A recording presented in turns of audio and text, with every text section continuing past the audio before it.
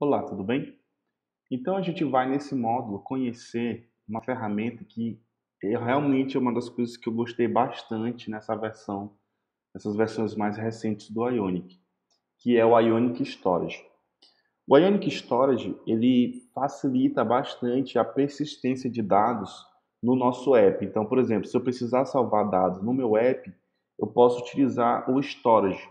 Um ponto interessantíssimo disso, que esse realmente foi o ponto que me fez gostar bastante desse nova abordagem, né? Eu até achei estranho, porque eu venho do Ionic 1 e eu vi a Ionic Storage. O que que isso tem de diferente? Por que que eu não poderia usar, por exemplo, um local storage da vida ou um plugin à parte? Aqui que vem o grande ponto interessante.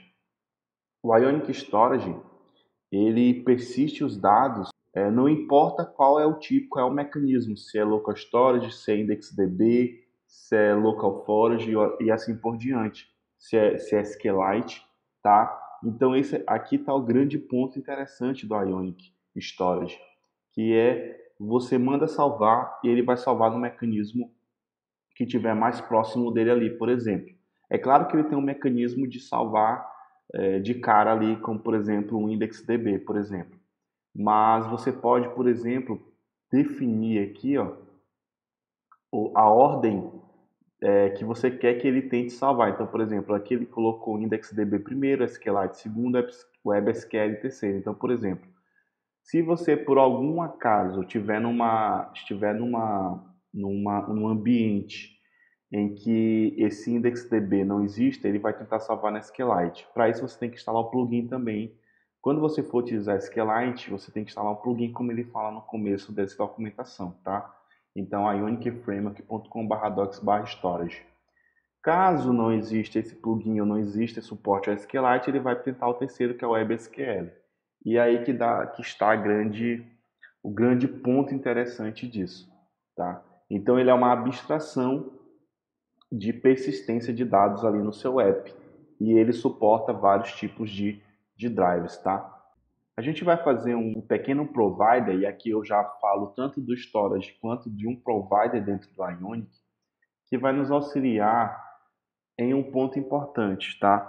Que é o seguinte, eu quero adicionar no nosso app, quando nós viermos aqui em cadastrar uma cerveja, eu quero que você só consiga cadastrar uma cerveja se você estiver logado na minha aplicação. Eu não vou mostrar aqui, eu não vou colocar, por exemplo, cadastro de usuário aqui, você já tem esse know-how para fazer isso. Eu já vou usar quando a gente fizer o login, eu vou adicionar um usuário padrão aqui na API, tá bom? Mas para isso, por enquanto, a gente vai precisar fazer o quê? Eu quero só acessar essa tela se o usuário estiver logado.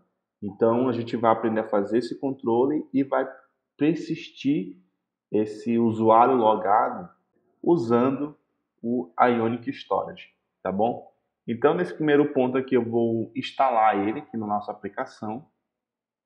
Então eu vou copiar aqui o npm install, não vou instalar por enquanto o SQLite Storage, mas a gente pode fazer isso. Eu tenho aqui o meu Ionic rodando nessa aba e nosso app aqui, não é aqui nessa pasta. Vou entrar aqui na pasta do meu app, vou colocar esse npm install e adicionar o nosso pacote Ionic Storage à nossa aplicação. Ele já instalou aqui para a gente. Se você quiser utilizar o SQLite, tá bom? Por isso que eu não instalei nesse momento.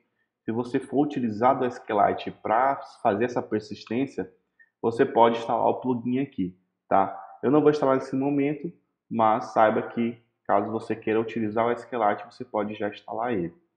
A gente vai precisar aqui importar o Ionic Storage Module lá no nosso ng Module, e isso eu faço na próxima aula, pois a gente já vai começar a criar o nosso provider e assim entender essa parte de providers também nesse módulo sobre o Ionic Storage, tá bom? Então vou ficando por aqui e até a próxima aula.